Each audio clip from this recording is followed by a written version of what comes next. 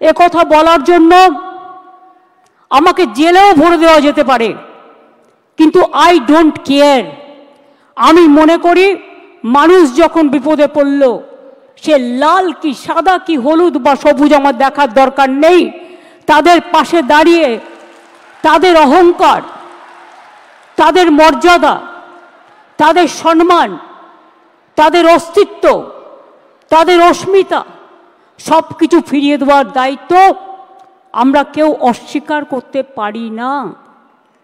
2022 থেকে খেলা শুরু করেছিল, একটা নোংরা খেলা।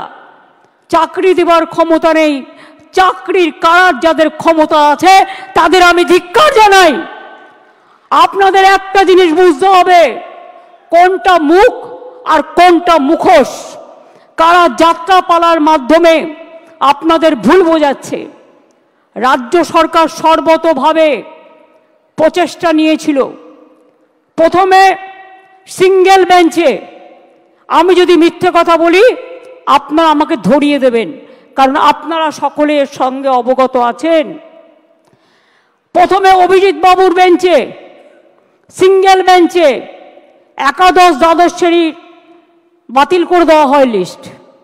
তারপরে ডিভিশন বেঞ্চে অন্যান্যদেরটা সবটাই করা হয় এবং সিবিআইকে কেসটা দেওয়া হয়।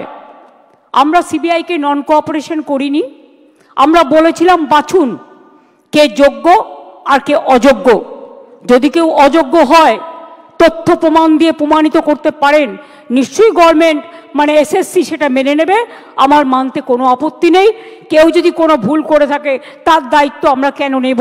আমরা চাই কোনো যোগ্য ব্যক্তির যেন চাকরি না যায়, এটা আমরা অলওয়েজ চাই।